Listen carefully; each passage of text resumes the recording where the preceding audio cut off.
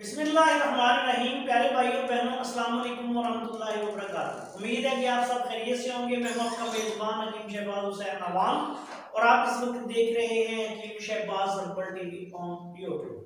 बहुत से कानून मुफरद अज़ा के मुआलजीन की तरफ से जो नए नए कानून मुफरद अज़ा की तरफ आते हैं, या वो यूट्यूब से या फेसबुक से या वैसे ही कोई किताबें पढ़ के कानून मुफरद अज़ा को सीखते हैं, तो जब वो प्रैक्टिस करते हैं तो कामयाब नहीं होते।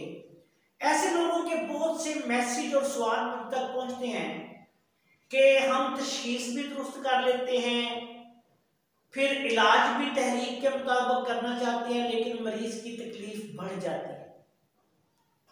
दूसरी बात ये कि अब क्या इस सूरत में हमारी तशखीस गलत है या हमारी तजवीज़ गलत है। तो मेरे प्यारे भाइयों, आज की इस वीडियो में ये बेहद अहम वीडियो है और कानून मुफरद अज़ा के हर शौकीन के लिए, हर तबीब के लिए ये वीडियो है और इसको लाजमी तौर पे बार बार देखें, फिर आपको समझ आएगी कि इसका हमने इलाज क्या करना है कि आपकी नाकामी जो है वो कामयाबी में तब्दील हो। सबसे पहली बात ये, एक बात याद रखें कि कोई भी इल्म और फन हो वो आप सिर्फ यूट्यूब से नहीं सीख सकते, किताबों से नहीं सीख सकते। इसके लिए आपको किसी ना किसी उस्ताद की जरूरत होती है। यूट्यूब पे देखें, डॉक्टर्स की तमाम तर किताबें मौजूद हैं, सर्जरी करने के तमाम तर तरीके मौजूद हैं, मेडिकल के टेस्ट सारे मौजूद हैं। तो क्या कोई बंदा यूट्यूब को देखकर एमबीबीएस डॉक्टर बन सकता है, सर्जन बन सकता है, या यूट्यूब से कोई और चीज, मिसाल के तौर पे जहाज बनाने के तरीके मौजूद हैं, मुख्तलिफ किस्म के टैंक बनाने के तरीके मौजूद हैं, चांद पर जाने के लिए जो आपको जराए चाहिए, वो खलाई मिशन के लिए खलाबाजों को जो सामान चाहिए, जो उनको वहां पहुंचाने के लिए रॉकेट चाहिए, वो सारे के सारे मौजूद हैं। तो उनके फार्मूले भी मौजूद हैं। तो क्या कोई बंदा यूट्यूब से वो देखकर बना सकता है? हरगिज़ नहीं बना सकता। अब आते हैं तिब की तरफ।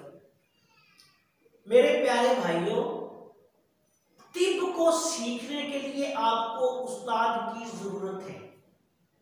किताबें पढ़ना बहुत अच्छा काम है, यूट्यूब से वीडियोस देखना बहुत अच्छा काम है, लेकिन मेरे प्यारे भाइयों, जब तक आप किसी अच्छे उस्ताद और तजर्बाकार उस्ताद के ज़ेरे साया काम नहीं करेंगे, किसी मेयारी दरसगाह से आपने तिब्बी तालीम हासिल नहीं की होगी और फिर आगे उस्ताद के पास जाके अपने काम नहीं किया होगा, तो आप कभी भी तबीब नहीं बन सकते। अब आते हैं कानून मुफरद अज़ा की। कानून मुफरद अज़ा में जो लोग काम कर रहे हैं वो ये वीडियो बार बार देखें। उनका तरीका कोई भी हो, तशखीस 100% नहीं 1000% दुरुस्त हो, अगर उनकी तजवीज़ दुरुस्त नहीं होगी तो उनके मरीज खराब होंगे, उनका बेड़ा गर्क होगा और उनको तकलीफ होगी और फिर कानून मुफरद अज़ा की और तिब की बदनामी होगी। मिसाल मैं ये देता हूँ, अब तहरीक वाइज में मिसाल दूंगा। मिसाल के तौर पे तहरीक नंबर 6 का मरीज है, वो बलगमी अमराज़ अलामात में तो पहले ही मौजूद है, उसको असाबी तहरीक की ही अलामात है। तो अब मेरे प्यारे भाइयों, अगर आप उसकी असाबी तहरीक को असाबी उजलाती में करेंगे तो क्या करेंगे? आप बलगमी रतूबात को और बढ़ा देंगे। अब क्या होगा? उसकी तमाम तर तकलीफें बढ़ जाएंगी और मरीज चीखें मारेगा और बात सूरतों में मरीज को शदीद तरीन नुकसान पहुंचेगा। अब आ जाए तहरीक नंबर 1 पे। तहरीक नंबर 1 में ऑलरेडी असाबी उजलाती जो तहरीक चल रही होती है, इंसानी जिस्म में बहुत ज्यादा ठंडक पाई जाती है। अगर आप उसको बगैर सोचे समझे अद्वियात की सिलेक्शन गलत करेंगे, इंतहाई खुश्क सर्द अद्वियात दे देंगे तहरीक नंबर 2 की, तो मरीज की तमाम तर तकलीफें बढ़ जाएंगी। अब आ जाए 2 नंबर पे। तहरीक नंबर 2 में जो कि खुश्क सर्द सुदावी तहरीक है, अब उसमें ये एस्टक तहरीक है, एस्टक मजाज है। अगर मरीज को पहले ही यूरिक एसिड इसमें बढ़ जाता है, बड़ी खतरनाक सुदावी अमराज पैदा हो जाती हैं, इंतहाई खतरनाक अमराज, हत्ता के कैंसर तक जो है, ये तहरीक की शिद्दत और उसकी जो कैफियत और उसकी वजह से होने वाले अमल की वजह से, ये जब बहुत ज्यादा सुधार होगा तो कैंसर टीबी तक भी चला जाता है।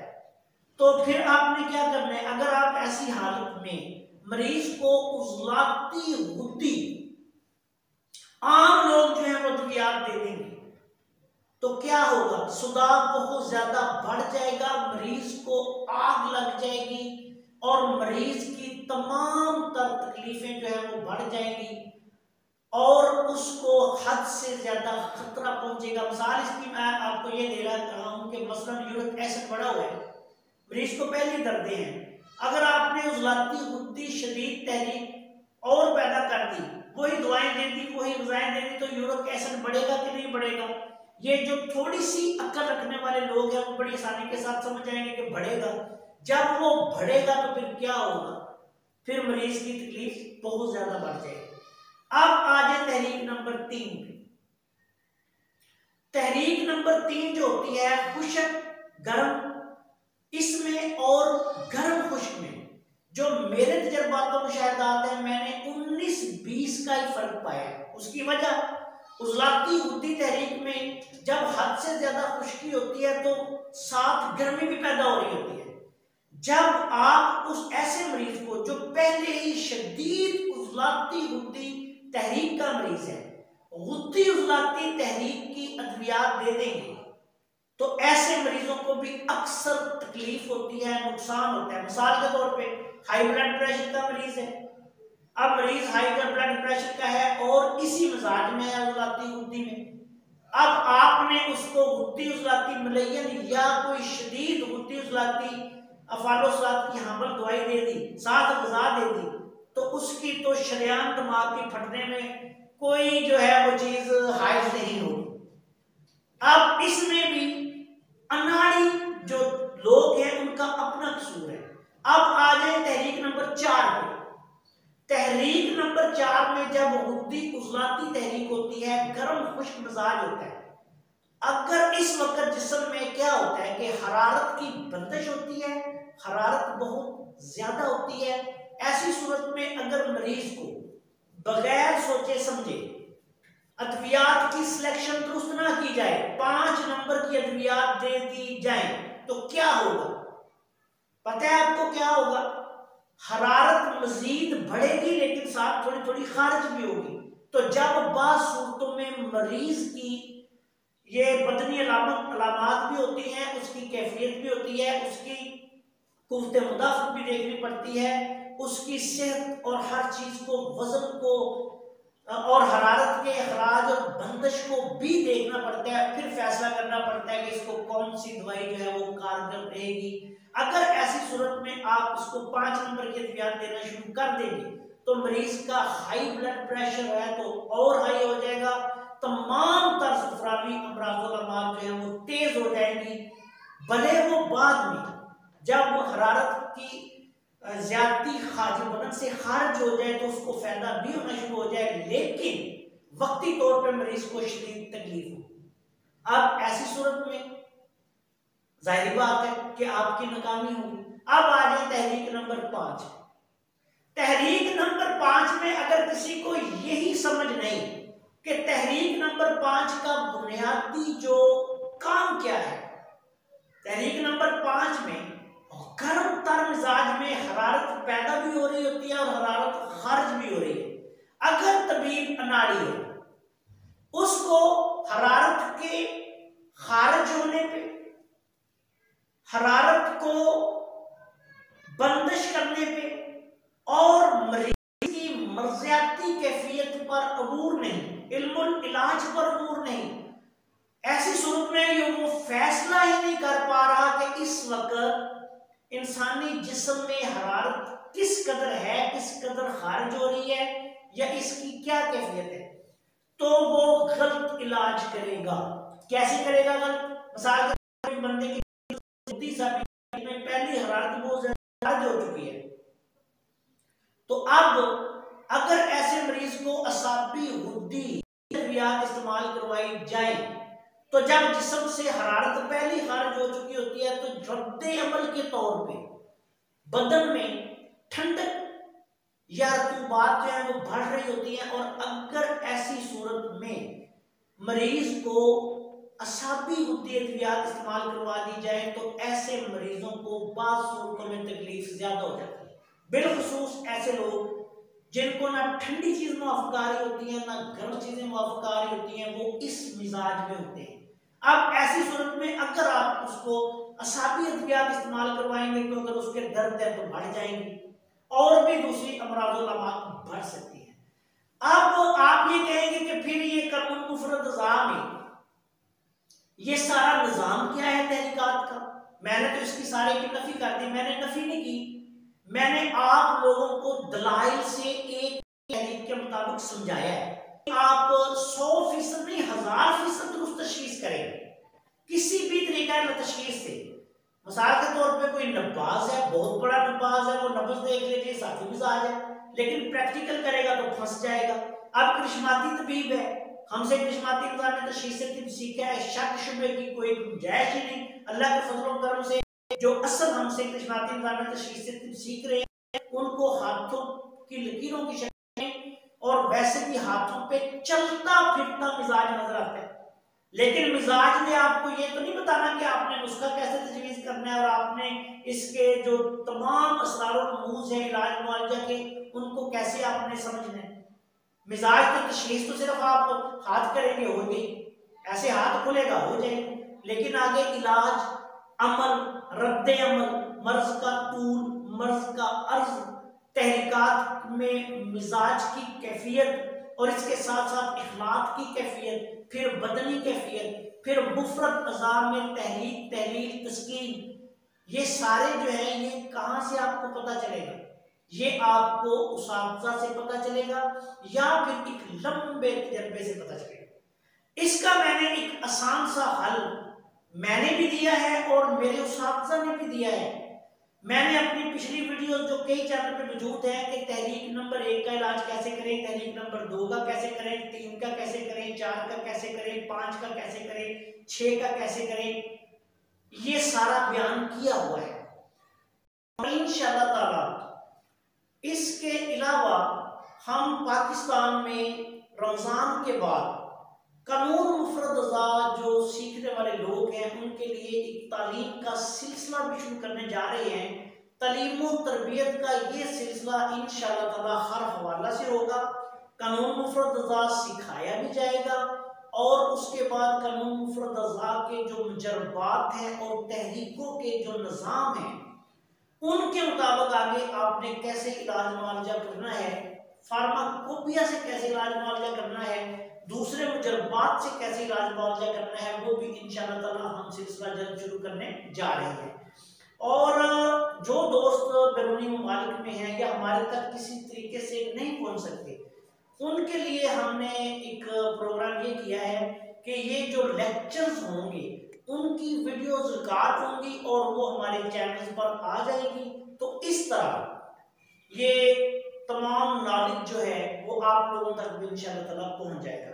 कानून मुफरद अज़ा को आम करने के लिए हजरत साबिर मुल्तानी रहमतुल्लाह अलैह की तहकीकात को सही मानों में उनकी रूह के मुताबिक, जिस तरह हजरत साबिर मुल्तानी रहमतुल्लाह अलैह से आगे उनके शागिर्दों ने, हमारे उस्तादों ने सीखा और प्रैक्टिकल किया, और उसके बाद फिर आगे हमने अपनी पूरी जिंदगी उन्हीं के नक्शे कदम पर चलते हुए प्रैक्टिकल किया, मुजरबात को कैसे इस्तेमाल किया, फार्माकोपिया को कैसे इस्तेमाल किया, ये एक मुकम्मल तौर पे अल्लाह के फजल करम से ऐसा एक कहने के इल्म का खजाना है जो हम तक पहुंचा है, और हम ये आप दूसरे दोस्तों तक भी इंशाल्लाह पहुंचाएंगे। आखिर में मेरी गुजारिश सिर्फ ये है, अपने तमाम कानून मुफरत के जो शायकीन हैं उनके नाम, तालिब इल्मों के नाम और तिब्बी प्रैक्टिस करने वालों के नाम, कि वो अपने अपने इलाके में देखें। किसी भी चीज को सीखने के लिए किताब की भी जरूरत होती है, लेकिन उस्ताद की भी जरूरत होती है। बहुत कम लोग ऐसे होते हैं जो माहिर फन होते हैं, कि जिनको तजर्बात कर करके एक बहुत ज्यादा उनका नॉलेज हो चुका होता है, उनको फिर किताब सिर्फ पढ़ लेने से या कोई बंदा इशारा भी कर दे तो वो बात समझ जाती है। लेकिन हर बंदा जो है वो इस अक्ल और फहम और फरासत का हामिल नहीं होता। इसलिए आप सब लोग अपने अपने इलाके में जो सीनियर तबीब हैं उनके साथ रब्ता करें, प्रैक्टिस के सिलसिले में उनसे आप रहनुमाई हासिल करें, और ये बात याद रखें कि इल्म हमेशा सीखने से आता है। अपने आप को बहुत कुछ समझने से या तकब्बुर करने से या महज ये सोच लेने से कि मैं यूट्यूब से या किताबों से देखकर इलाज मुआवजा दुरुस्त कर सकूंगा, ऐसा नहीं होता, बल्कि अक्सर ऐसे लोग फिर नुकसान उठाते हैं। उस्ताद के बगैर कोई भी आदमी, मैं हूं या आप हूं, कभी भी किसी भी मैदान में कामयाब नहीं हो सकता। यही दस्तूर दुनिया है और इसी पर हम सबको भी अमल करना पड़ेगा। अस्सलाम वालेकुम वरहमतुल्लाहि वबरकातुहू। याद रखें, असल करिश्माती निज़ाम तशखीस से तिब 3 लेवल्स और उनके आगे 9 लेवल्स पर और आखिर में करिश्माती तिब्बी फार्माकोपिया पर मुश्तमिल है, जो कि अल्लाह ताला के फजलो करम से पूरी दुनिया की मालूम तिब्बी तारीख में मैंने दुनिया के सामने पेश किया है। और इस वक्त पूरी दुनिया में मैं और मेरे मुकर्रर करदा नुमाइंदे इन सब उलूम और फनून को सिखा रहे हैं। सोशल मीडिया पर दावा करने वाले बेशुमार लोग जालसाज हैं, उनसे मुहतात